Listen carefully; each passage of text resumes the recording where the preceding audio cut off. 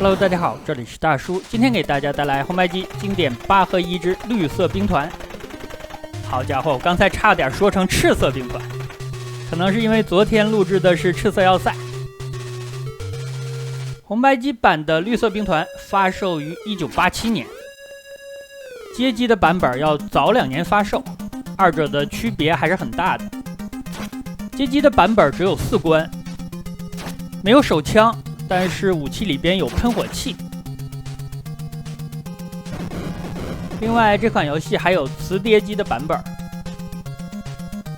磁碟机的版本是有地道的，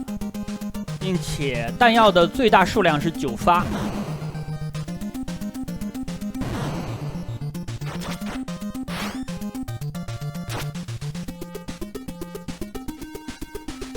当年任天堂为了应对游戏的卡带制造成本上升，推出了磁碟机。它是红白机的一种硬件外设，所以说绿色兵团有地道，真的就不算是谣言。这和魂斗罗水下8关的情况还不一样，因为 MSX 版本的魂斗罗比咱们玩的红白机版本的魂斗罗的流程要长，那个版本我也录制过，发现确实整体的流程是红白机的2倍左右。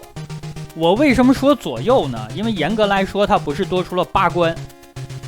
而且其实当年的谣言说魂斗罗的水下8关针对的都是大家玩的红白机的版本。魂斗罗的美版、日版、欧版的游戏文件，这么多年被大家反复的打开研究，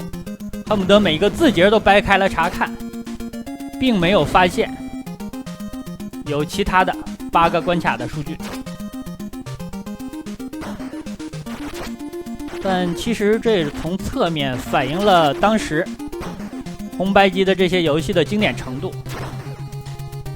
甚至它已经不是单单停留在游戏的范围之内了。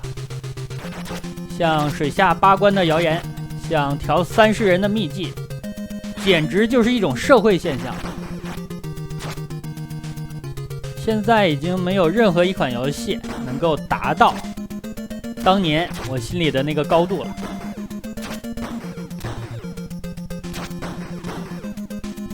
我有自己的第一台红白机是1989年的事情，现在算一下的话已经33年了，真的是太快了。我记得那台机器是不能直接接电源然后开机的，你需要接一个变压器。可能很多看视频的小伙伴不知道变压器是什么，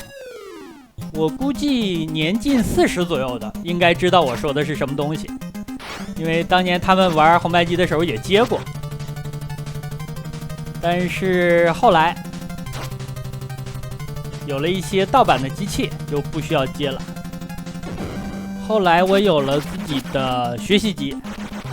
我的那台学习机是926，但是我有一个发小，他的是486。我感觉除了学习卡之外，其他的也没什么区别。我的那张学习卡里边有一个认知码，认知码我自己还自学了。我记得在初高中的阶段，我记笔记的时候还用到了，但是也导致我的笔记除了我之外，别人都看不懂。但是用认知码来记笔记确实是快一点，因为它有一些常用的字，你可以直接用一个字母来代替。我就受它的启发，后来记笔记的时候有一些常用的词，好几个字的，直接就是像现在的输入法的首字母一样，都用字母来替代了。并且我那张学习卡里边还有 FBasic， 我自己也自学了一下，算是在自己11、12岁的年纪自学了一些编程的基础。但是啊，现在想起来那时候真的可怜啊，因为你没有手机，没有网络，身边也没有任何人能够教你。你学一种计算机语言，从零学起，手里能够依靠的只有薄薄的一本学习机的厂商给你提供的说明书，写的极其简略，太难了呀。其实现在回想起来，我的游戏生涯给我的学习生涯真的没少提供帮助。除了刚才提到的对记笔记的速度的加成 buff 之外，还包括了计算机的入门，还有一点点的英语的基础，因为我本身是学俄语的，这样在你生啃游戏的时候遇到语言障碍，你就需要用到词典，尤其是英汉词典。现在回想起来，我会的那么几百个单词，绝大部分都是和游戏相关的。另外，游戏对于开发我对咱们国家传统文化的兴趣也有非常大的帮助。比如说，我因为玩《吞食天地》还有《三国志》《霸王的大陆》，自己读了《三国演义》，甚至还把整本的《三国志》啃下来了，以至于后来又看了《后汉书》。而且那个时候你想单独买《三国演义》你是买不到的，一般都是四大名著一套。《三国演义》我一个暑假就要读个3-4遍，这样的话一个羊也是赶，两个羊也是牵。有些时候感觉《三国演义》读的遍数太多了，后来顺便就把其他的几部也看了。后来玩《封神榜》，把《封神榜》也读了几遍。所以说，游戏究竟对我做了什么呀？真的是玩的越多，学的越多呀。可能也是因为读了这些名著的原因，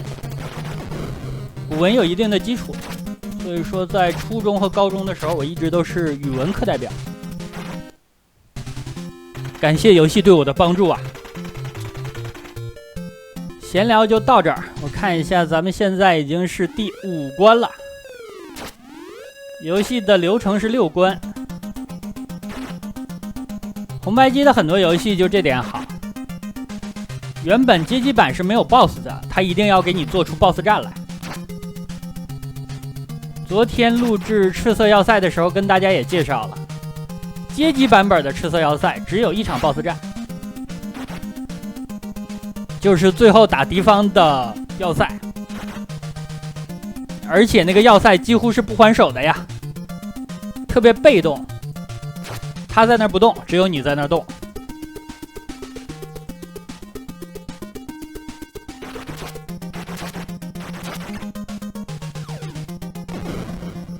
但是也有的游戏，红白机版受制于它的机能限制，做的不如街机版，这种情况也有很多。这就要看移植或者重置的时候，厂商用不用心了。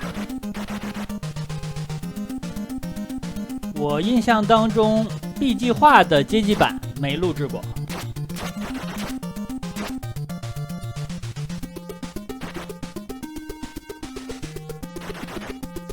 它的比例是竖屏的，这一点很像我之前给大家录制的特殊部队。像这种街机版和红白机版区别比较大的，玩起来就感觉是2个游戏。甚至当年有很多的传言，比如说暑假的一天，你的一个小伙伴满头大汗的跑到你家，非常兴奋的跟你说某某游戏有2代或者3代。你说不可能啊，没玩过没见过呀。他说我领你去看。你们2个跑了好几里地，到了街机厅，终于看到了那款游戏。这个时候你就发现原来是街机版，毕竟是游戏的蛮荒时代，大家对于游戏的代际，包括机种的参数，尤其是处理器，都不太了解。比如说大家玩的红白机，咱们一般叫它8位机，世嘉 MD 呢叫做16位机，到了 PS 和土星都叫32位机，但之后就很少有人提这个事儿了，因为这个时候游戏的杂志非常流行，大家在杂志里都了解到了很多的游戏产业的相关知识。很多玩家，包括我，都是在那个时期开始建立主机游戏的知识体系的。很可惜啊，现在纸媒已经没落了。前一段时间我还淘了一本电软，95年的缩印合订版。可能很多小伙伴当年对这本书有印象，或者是看过。我真的是蹲了好久才蹲到的呀。前方就是最终 BOSS 战了，这里算是整个游戏的一个难点，但实际上只要你一直向前冲，威胁也不大。最终 BOSS 战就是要毁掉这枚导弹，这里我打出来的武器都留着，这样打有效率一点，否则你的 RPG 如果把这种黄色衣服的敌人干掉的话，它是不爆武器的，你就需要多打几批敌人了，这样打是最有效率的。好了，通关。这次通关最终 BOSS 的打法和我以前不一样，而且第3关的 BOSS 好多狗子那里我也是躲过来的。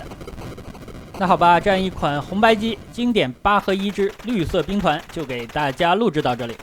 感谢大家收看，咱们下个游戏再见。